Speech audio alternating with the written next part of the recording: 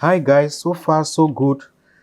We've made our use state hook here and we've put all our blocks inside and we've cycled through them and we've displayed them correctly on the screen. It looks good.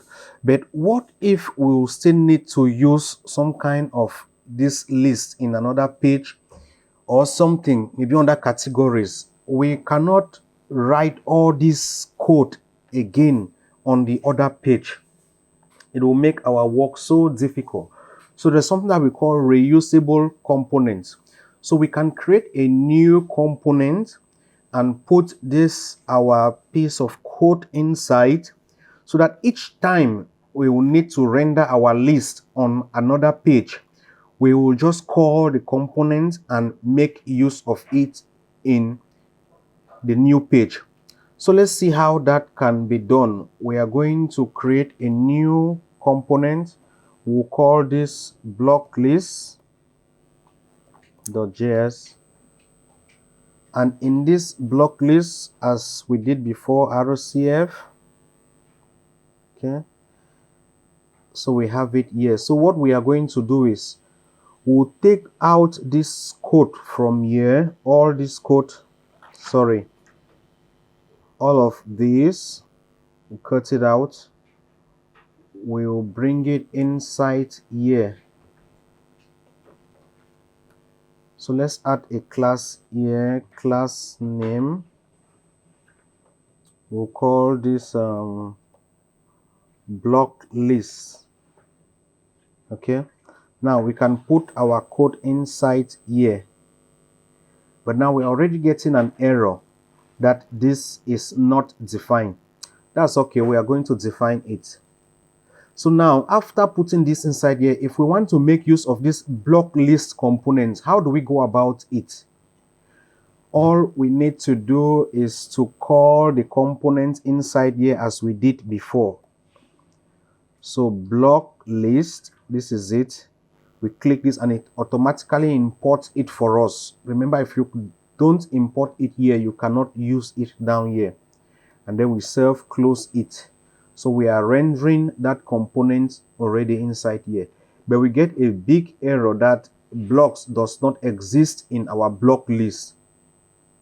It is true we are trying to render something that does not exist. So there are two ways of doing it. It's either we cut or copy all these variables here and define them in our block list here for this to work, or we pass these blocks as props to our block list and then we can receive it inside here and make use of it. But we'll just go with the second. So we are going to pass this our blocks because this is what has all this list. So we'll pass it as props inside this component. So this is how we passed something as prop. We'll give it a name, blocks. We'll give it a name, blocks is equals to curly braces because that value is dynamic. Okay, and then we'll pass the value of blocks inside. Now as props, this is our props. We've passed it as props, and then we can come here inside this our block list because this block list is receiving this as props here.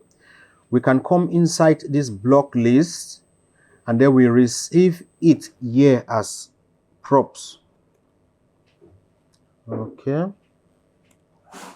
so now we'll receive it and we'll store it. So this is props. We have access to this props here by doing something like this. Const blocks is equals to props dot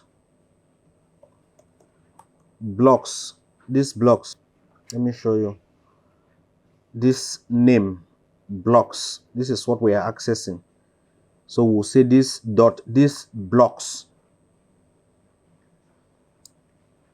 Here blocks, we'll get it from this, and then now we can render everything nicely. Look at this. it has worked normally as expected. Okay, but now guys, if we want to pass in some kind of heading or title to this particular block list, we'll just still pass it as block, as title. We can use dynamic value if we've set a particular value here for the title, but for now we cannot have a dynamic value. We can just pass a string, so we'll call it all blocks. So we are passing this also as props. If we come here, we still have access to it through these props. So the way we do that is we say const, we call it title, and it is coming from props dot title.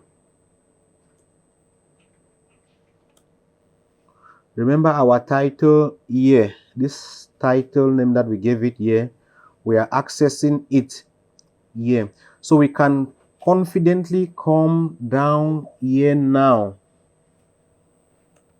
and call this H, we'll call it H2. So we can make our parentheses curly braces, and we can do something here like title dot, what do we want to access? We want to access the title.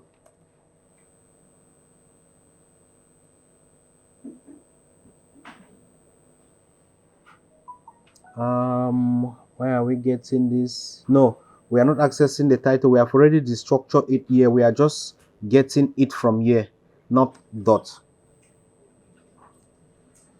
Sorry, this H2 has to be inside here because JXS needs just a single element. You can return just a single element in JXL, which we have returned. This is our single element, and then we can have the title inside.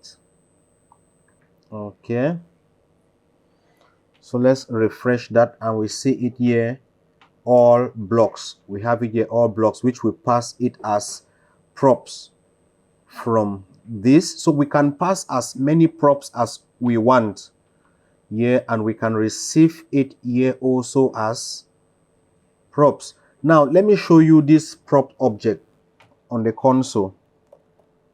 Let me show you what that prop object is made up of on the console. So we have our props, comma, and then I will show you what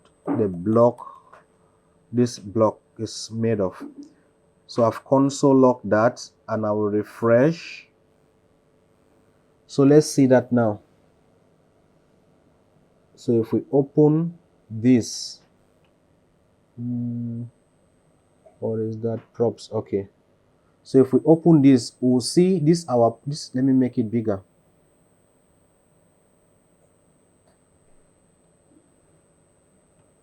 This is our props object, this one, which has block in it. You see, it's a very big giant object.